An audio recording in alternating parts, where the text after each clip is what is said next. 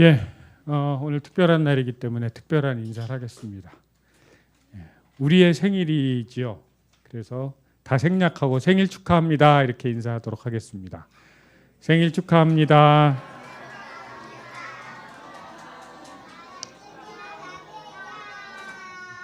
네,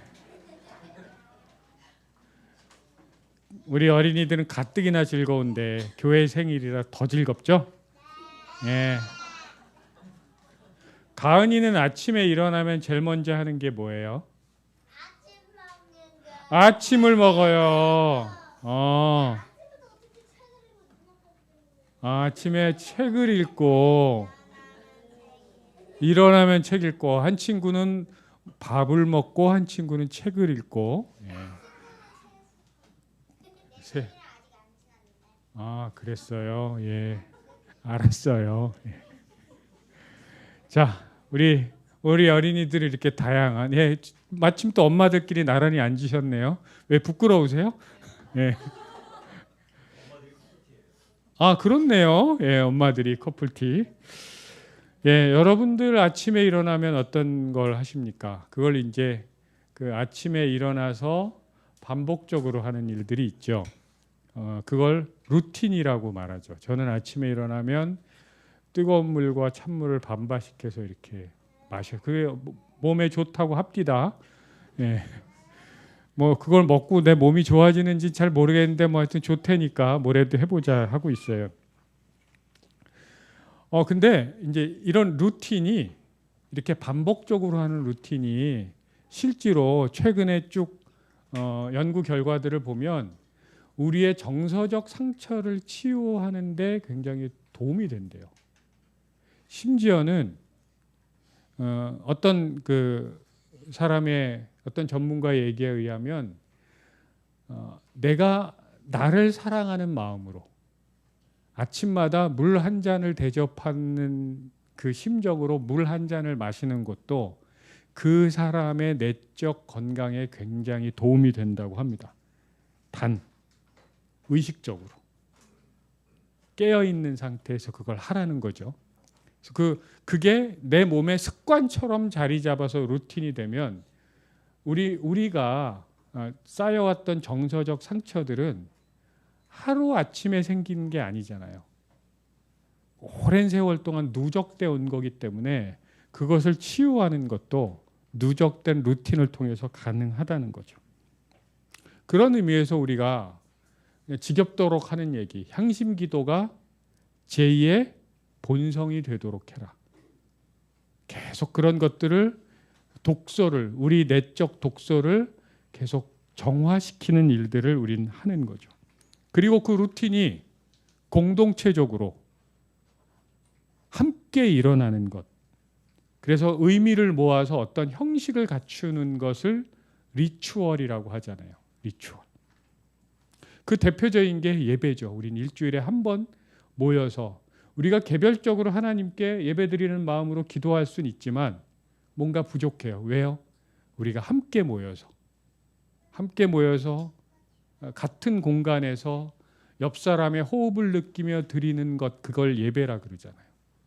그래서 온라인도 가능하지만, 그래서 우리 이든이네처럼 어저께 소일 갤러리에 어저께 막 그 카페 밑에서 비누를 정말 잘 만드시는데 저거 몇천 원 받는다고 하더라고요. 그래서 제가 저거 10,000원 받아도 된다. 이거 만드는 거 보니까. 근데 깜짝 놀랄 가격에 여러분들을 모시더라고요. 예, 많이 사주시고. 그 사진을 올렸더니 이세롬 자매가 멀리 마르세유에서 내가 거기 있고 싶다고. 그죠? 우리가 마음으로 같이 있을 수 있지요. 그리고 요즘처럼 온라인으로 함께 있을 수 있지만 하나님은 우리를 육체의 존재로 만드셨잖아요.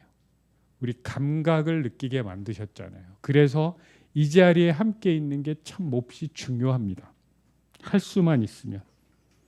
그게 이제 오늘 소일교회의 생일이에요. 우린 그걸 리추얼로 잡은 거예요. 그리고 우리는 생일 때마다 함께 예배를 드리고 이제 생태적 먹거리와 생태적 파티를 여는 걸 우리의 전통으로 하자. 이걸 자리 잡고 있는 거죠. 오늘은 그런 날입니다. 원래는 우린 남남이었습니다. 저와 같은 동네를 사는 우리 김소희 집사님이 소일교회를 나오시기 전에 만약에 동네에서 만났으면 저분은 저를 보면서 키 크고 실없는 아저씨 한 명이 지나가는구나라고 생각했을 거고, 저는 발랄한 아주머니 한 분이 지나가는구나 정도였겠지만, 우리는 이제 가족으로 고백을 하죠. 소일 가족이라고 얘기를 하고, 남남이었던 사람들이 다른 것도 아니고 우리가 취미가 맞아서, 우리가 뭐가 기분이 좋아서 취향 때문에 모인 게 아니라 하나님이라는 절대 진리 아래서, 절대 사랑 안에서 그분 덕에 우리는 가족들이 생겨나는 거지요. 그러면서 우리는 오늘 함께 우리가 읽었던 소일의 고백, 이건 마치 우리 소일교회의 헌법과 같은 거 아닐까라는 생각을 해요. 우리는 이런 삶을 함께 살아갑니다. 우리 힘이 아니라 우리를 인도하시는 그 하나님 덕분에. 그리고 이건 꼴랑 우리 몇십 명이 앉아서 이뤄내는 게 아니라 거슬러 올라가면, 원류를 올라가면 온 인류로 확장이 될 수 있고, 그리고 오늘은 그 근원을 조금 더 찾아가면 한 가족이 등장합니다. 그 가족은 아브라함 가족입니다. 제가 학교 다닐 때 참 좋아하고 존경하는, 저뿐만 아니라 많은 학생들이 참 존경했던 굉장히 인간미 있었던 구약학 교수님이 계세요. 강사문 교수님이라는 분이 계시는데, 그분이 창세기를 가르쳐서 이렇게 얘기하셨습니다. 창세기는 한마디로 하나님이 선택하신 사람들의 가족 이야기다. 창세기는 가족 이야기를 읽을 수 있고, 그 율법서 전체가 사실은 그 가족 이야기다. 하나님은 한 가족을 먼저 선택하셨어요. 그게 아브라함이라는 가족이죠. 그리고 그 가족을 기점으로 모래알처럼 셀 수 없는 후손들을 주시겠다고 했어요. 근데 그게 우리가 그걸 핏줄로 제한해서 읽으면 우리는 그 본문을 읽으면서 은혜 받을 이유가 하나도 없습니다. 예, 그 사람들은 그쪽 지역의 사람들이고 핏줄이고, 우리는 정반대는 우랄 알타이어족의 사람들이죠. 그런데 우리는 그 본문을 읽으면서 마치 우리 조상 이야기처럼, 우리 단군의 후손처럼 우리는 아브라함의 후손이라고 그런 감정이입을 해서 읽는 건, 그건 단순히 핏줄의 후손이 아니라 믿음의 여정을 함께 가는 후손의 이야기인 거죠. 그리고 그 핏줄을 넘어서 해방의 경험, 평화의 경험, 자유의 경험을 함께하는 사람들의 이야기입니다. 전혀 다른 가족들이 생겨났습니다. 그 대표적인 사건이 출애굽이란 사건입니다. 전에도 말씀드렸듯이 히브리는 민족의 개념이 아니라 하피루라고 하는 노예들, 어떤 그 책에선 잡족이라고 표현해요. 잡다한 족, 뼈대 없는, 별 볼 일 없는 잡족들이 모여서 이제 하나의 공동체를 만들고, 그 사람들 그냥 민족이라고 얘기해요. 핏줄이 막 섞여 있지도 않은 것 같은데. 그리고 그들에게 어떤 가족을 소개하십니다. 그 가족은 아브라함, 이삭, 야곱, 요셉으로 이어져 내려갔던 한 가족 이야기. 그리고 그 가족의 이야기를 너희 공동체의 전통적 스토리로 삼도록 하여라, 역사로 삼도록 하라고 이야기합니다. 구약에서는 꾸준히 그들을 믿음의 조상이라고 말하죠.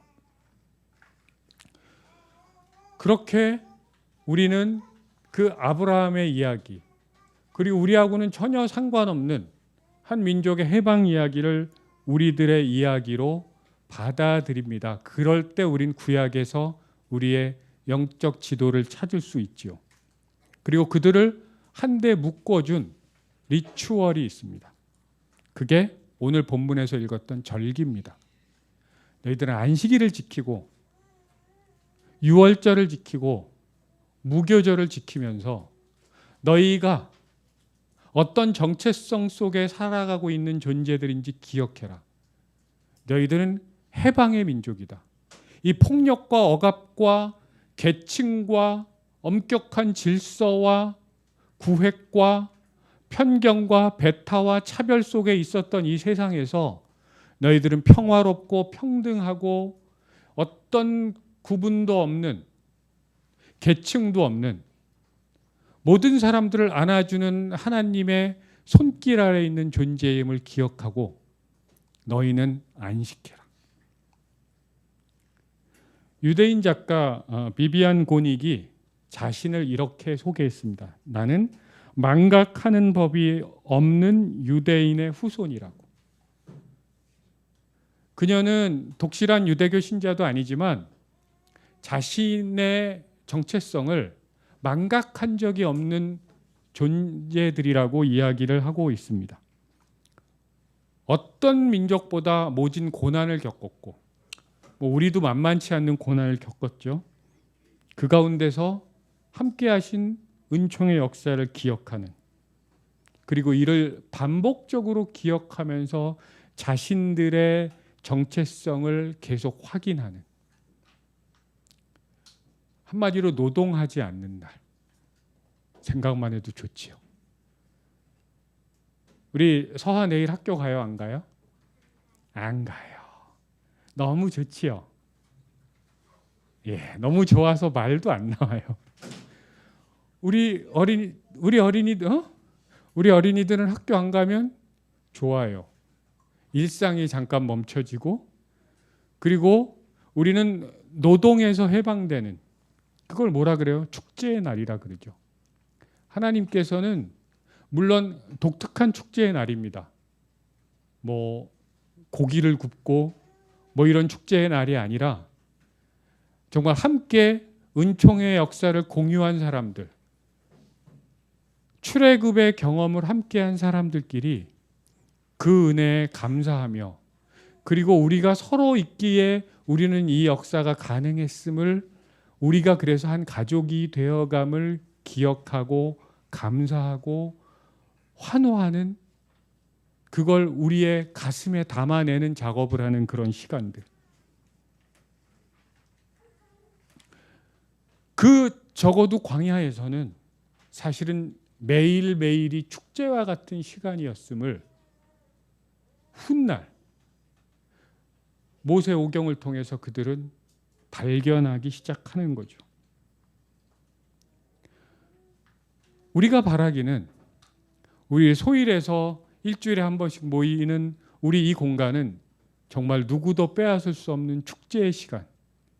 우리 모 어린이의 오빠가 누군지는 제가 얘기할 수가 없어요. 자기 동생이 교회만 오면 제정신이 아니라고. 막 누군지 알겠어? 세연아? 차마 제가 입으로 옮길 수는 없는데 애가 좀 이상하대. 너무 업이 돼가지고. 우리 어린이들이 마치 우리 교회 오면서 세상에서 경험할 수, 왜 그곳에 친구가 있고 거기에서 뭔가 축제의 기운이 있는 것처럼 우리가 함께 이 자리에 오면 이 고단한 삶 속에서 우리 그런 것들을 함께 발견하는 사람들. 그리고 하나님께서 모세 오경을 통해서 당신을 소개할 때 당신을 아버지라고 소개하십니다. 더군다나 고아와 과부의 아버지라고 소개하십니다. 누구도 돌보지 않았던. 그리고 정말 그 이스라엘 역사에서 가장 암울했던 시기, 예언자들이 활동할 수밖에 없었던 그 시기에서 하나님은 가족이라는 은유로 내가 젖가슴을 풀어 헤쳐서 너희를 젖먹이듯 너희를 끌어안았다. 이게 엄마잖아요. 그 관계를 하나님은 우리와 이렇게 설정하십니다. 가족이란 단어가 있지요. 그리고 가족이라는 단어가 많은 경우 사람들에게 기쁨과 생명과 환희의 근원이기보다는 고통과 상처와 아픔의 상징이 되어버린 경우들이 우린 참 많습니다.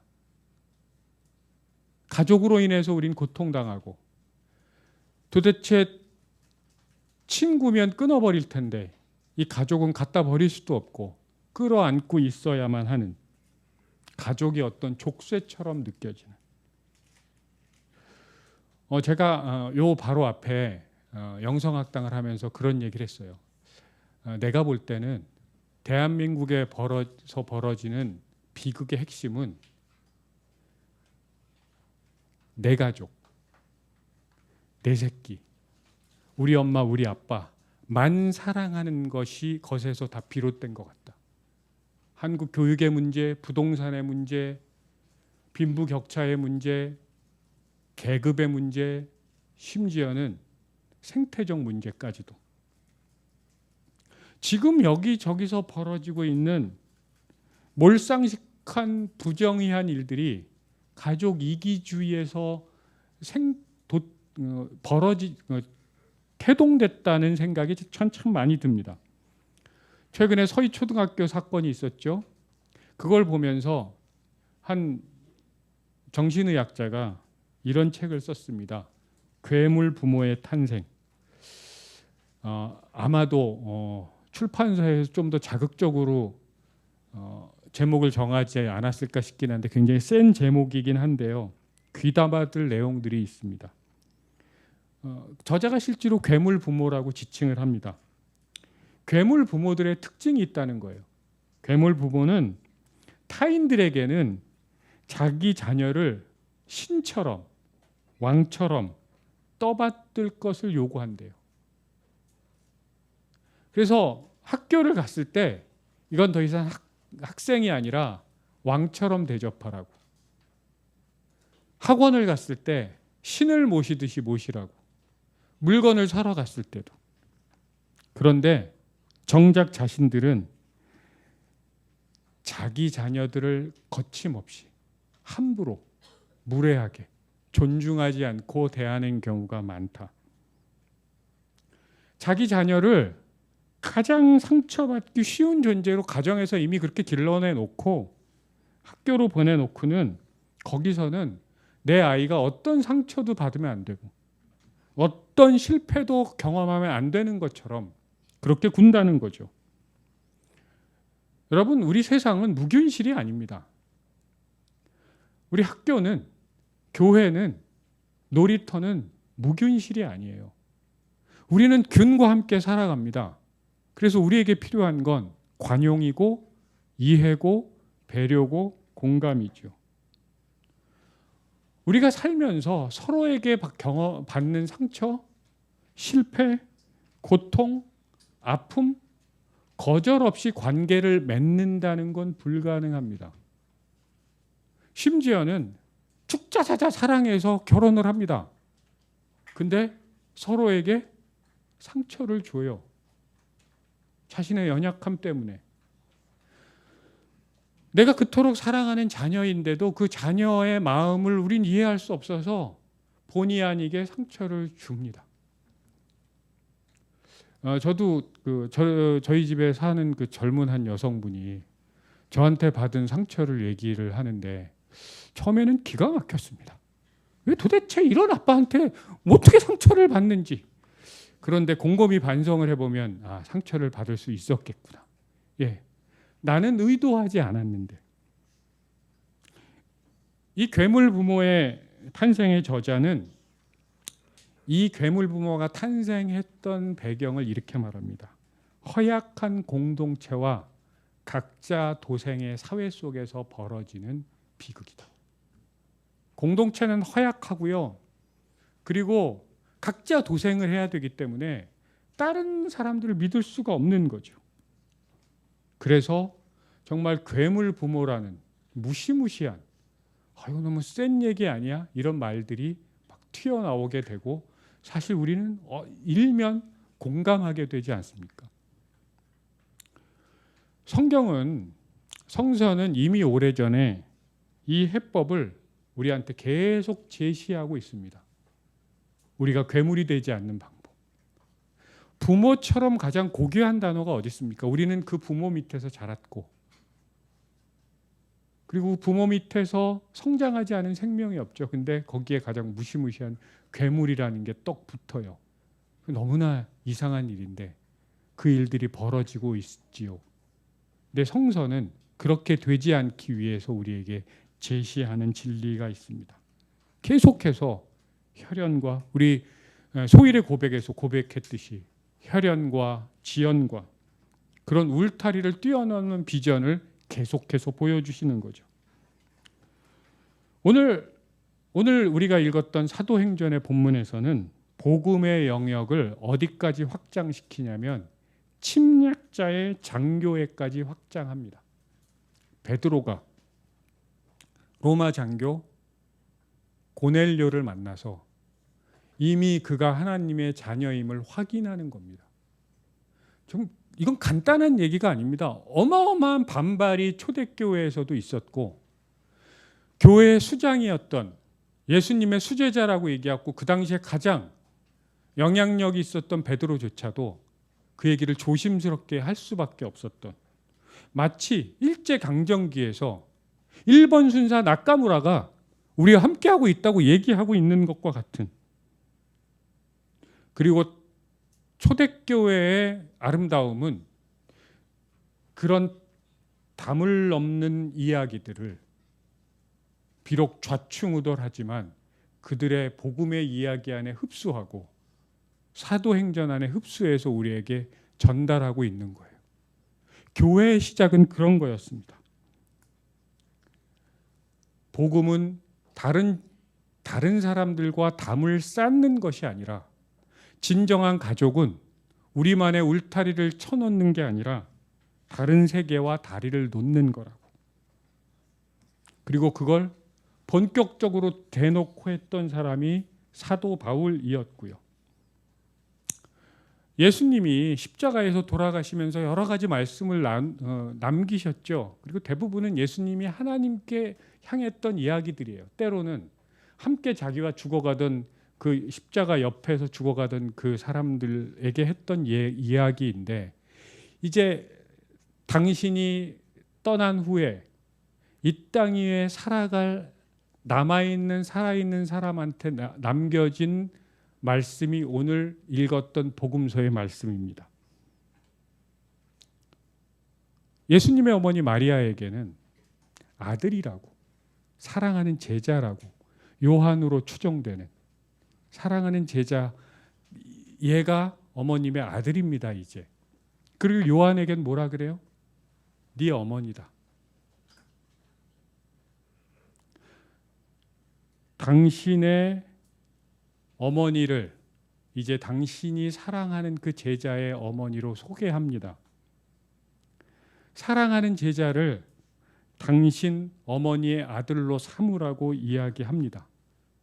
거기서 새로운 가족을 여는 거예요. 이전까지 혈연에 꽉 막혀 있었던 가족의 개념을 확장시키는 거죠. 새롭게 변화시키는 거죠. 저희가 신학교 다닐 때 굉장히 많이 나왔던 얘기가 교회 갱신이라는 단어였습니다. 교회가 갱신돼야 된다. 교회가 새롭게 돼야 된다. 그 얘기를 신학생들이 그냥 막 읊으면서 지나다녔어요. 그런데 한편으로 저는 이제 가족이 갱신돼야 되지 않을까. 가족이. 혈연에 꽉 묶여 있었던 이 가족. 어쩌면 예수님께서는 이제 이 가족이라는 울타리를, 가족을 하나님 나라의 가족이라는 것으로 더 확장시키고 변화시키고 심화시키라고 말씀하고 계시는 거죠. 어머니를 모시고 자기 집으로 갔던 요한의 집이 이제 교회의 원형적 모습이었어요. 그 당시의 교회는 이런 모임이 아니라 가정에서 모였던 모임들. 오늘 이 본문을 가르쳐서 카톨릭에서는 그래서 예수님이 형제가 없었고 요한 형제가 없었기 때문에 성모 마리아는 동정녀이고, 그리고 예수님의 형제들은 없었다고 얘기를 합니다. 근데 중요한 건 그런 게 포인트가 아니고요. 이제 아들을 잃은 어머니, 스승을 잃은 제자가 함께, 아픔을 겪고 있는 사람들이 함께, 상처를 받은 사람들이 함께, 고통 가운데 함께, 그리고 죽음의 문턱에서 공포를 느끼는 사람들이 함께 어머니가 되고 아들이 되어서 그런 것들을 이겨내 나가는 스토리를 너희들이 만들어라. 그게 교회다라고, 그게 새로운 가족이라고 얘기하고 계시는 거죠. 그 후에 그들이 어떻게 됐는지 성경에서는 정확하게 나와 있지 않지만, 어쩌면 성경에서 이렇게 열린 결말로 얘기하는 건, 가족은 그래서 완성형이 아니라 진행형이라고 말씀하시는 건 아닐까. 그리고 가족은 명사가 아니라 동사에 가까운 거다. 우리가 가족을 만들어가는. 우리가 가족하면 닫혀있는 개념으로 그동안 생각합니다. 나와 결혼을 했고 우리의 아이고, 그리고 울타리 밖으로는 여긴 굳건한 철옹성처럼 지켜야 하고 그 밖의 사람들은 소외시키는. 근데 하나님은 꾸준히 너희 울타리 밖으로 이방인을 초대하고 다른 사람들을 초대하고 함께 너희의 울타리 안에 한 가족이 되어라고 계속 말씀하고 계십니다. 사실 우리는 누구나 예외 없이 어떤 핏줄을 가지지요. 그런데요, 그 핏줄이 그게 끝이 아니라 그게 시작이에요. 우리는 가족을 통해서, 가족이어도 사실은 남입니다. 정은희 집사님이 막 이렇게 여기 막 뭉치고 해도 옆에서 남편이 잘 자죠? 같이 안 아프고? 막 잘 숙면하고? 예, 둘이 사랑하는 부부예요. 근데도 남이에요. 그런 면에서는. 우리는 어떤 면에서 가족은 남을 어떻게 사랑하는지를 배워가는 첫 번째 발걸음이에요. 그 사람이 결혼을 했든 안 했든 그게 중요한 게 아니라 나는 그렇게 타인을 사랑하는 법을 배워가는 거고 경험해가는 첫걸음이죠. 그게 끝이 아니라는 거예요. 첫 관계입니다. 여기서 멈추죠. 그럼 우리의 가족은 굉장히 위험해지기 시작합니다. 괴물 부모가 등장하기 시작하는 거예요. 세상을 돌보는 게 아니라 그 가족이 세상을 파괴하게 된다고요. 지금 이 땅에서 벌어지고 있는 일들이죠. 전혀 다른 가족. 사람들이 일반 제국의 가족 구조에서 상상할 수 없었던 새로운 가족의 개념. 그걸 확대 가족이라고 얘기하기도 하고 대한 가족이라고 얘기하기도 하고 대조사회라고 얘기하기도 하죠. 그 가족들은 세대와 세대를 넘어서, 핏줄을 넘어서, 문화를 넘어서 확장되어 가고 이어지고 깊어갑니다. 하나님 나라는요, 영웅적인 한 사람이 등장해서 이루어낼 수 있는 게 아니라 여러 관계들을 통해서 그 관계의 그물망들이 마치 가족처럼 아끼고, 가족은 마치 남이지만 남이 아닌 거잖아요. 우리에게 그 DNA를 주셨어요. 이게 샘플이야. 네 아이가 먹는 것만 봐도 배부르지? 이게 샘플이라고. 다른 사람들하고도 이런 관계를 맺어야 한다고 말씀하고 계시는 거죠. 그렇게 세대를 연결하는 다리로 살아가라고 말씀하고 계시는 겁니다. 박혜윤 작가라고 있습니다. 또 다른 가족에 대한 연구를 하고 글을 쓰는, 그가 자신의 가족을 통해서 그런 것들을 이루어가면서 여러 가지 글들을 쓴 내용들 중에 이런 내용이 있습니다. 지금까지 가족이 더 많은 재산을 모으고 더 많은 경쟁력을 갖춘다는 목표를 가지고 가족이 존재했다면, 그러면서 전제를 다뤄요. 만약에 가족이라는 게, 그런 가족이라는 게 미래에도 존재한다면 그는 없어질 수도 있겠다고 보는 거예요. 자신은 그런 가족을 꾸리고 있지만 이대로 나가면 가족이 전통적인 가정이 없어질 수도 있겠다. 그런데 앞으로의 가족은 네가 더 발전하지 않고 지금 그대로여도 괜찮다고 서로에게 말해주는 관계여야 한다.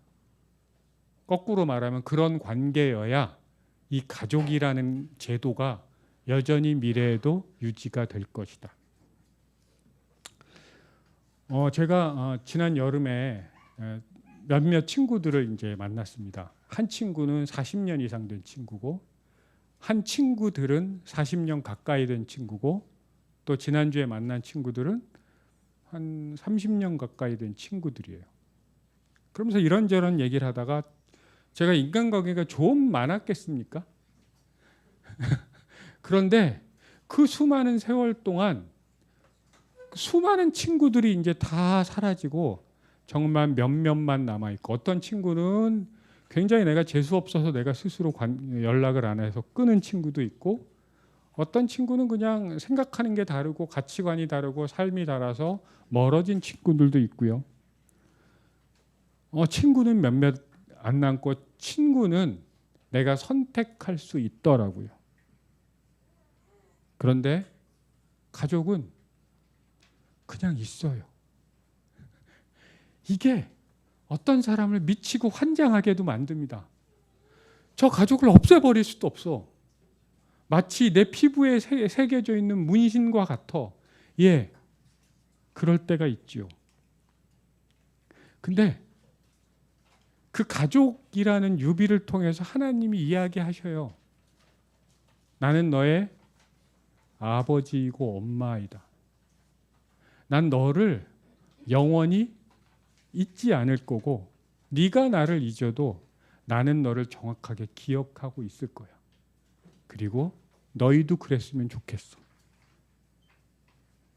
그리고 너희가 서로 그랬으면 좋겠어. 창세기가 가족 이야기라면 아벨과 가인 이야기를 제외한 나머지 모든 가족 형제들은 마지막에 함께 손을 잡습니다.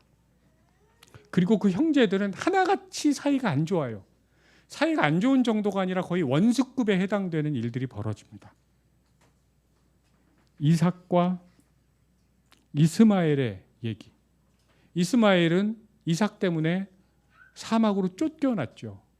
지금 사막으로 쫓겨난다는 건 그냥 죽는 거예요. 근데 그 둘은 아버지 아브라함의 무덤 앞에 함께 서는 것으로 끝이 납니다. 에서와 야곱의 얘기는 더 극적이죠. 형의 축복권, 장자 축복권을 뺏어서 도망간 야곱, 그리고 그를 실제로 죽이려고 했던 그 에서, 그 둘은 얼싸 끌어안고 화해를 하고 각자의 길을 가는 것으로 마무리가 됩니다. 요셉과 그 형제, 더하죠. 요셉을 노예로 팔아먹었던 그 형제들은 그 증오심에서 용서와 화해의 이야기로 갑니다. 우리 안에 우리가 13년 동안 어떤 분들하고는 우리가 13년을 지냈고 어떤 분들하고 1년을 지냈고 뭐 그건 중요한 게 아니죠. 지금 우리가 현재 소일 가족이란 이름으로 있는 우리가 지내면서 뭐 갈등할 수 있겠죠. 서현숙 집사님하고 김소희 집사님하고 뭐 싸울 수 있겠죠. 살다 보면. 아닙니까? 예. 우리가 살면서 크고 작은 마음속에 갈등이 있을 수 있습니다. 근데 창세기의 가족은 우린 결국은 얼싸안는 것으로, 화해하는 것으로 끝난다는 거예요. 정말 아름다운 가족은요, 아무 일 없고 우린 살아있는 한 아무 일이 없지 않아요. 무슨 일이든 일어납니다. 때론 우리의 결핍 때문에, 저 사람의 결핍 때문에, 오해 때문에, 우리 공동체의 미성숙함 때문에 그런 일들이 벌어져 가죠. 그런데 우리는 기억했으면 좋겠어요. 가족은 끝이 아니라 시작이고, 가족은 완성이 아니라 진행형이라고. 그래서 우리의 작은 갈등들과 미움들 이런 것들이 우리의 그 관계를 끝낼 수 없는 거라고. 하나님께서 우리를 그렇게 부르셨다고. 그렇게 함께 전혀 다른 가족, 한 번도 사람들이 실현해 보지 않았던 그 가족을 우리는 하나둘씩 소일이란 이름으로 만들어갈 수 있기를 하나님의 이름으로 축복합니다. 함께 기도하겠습니다.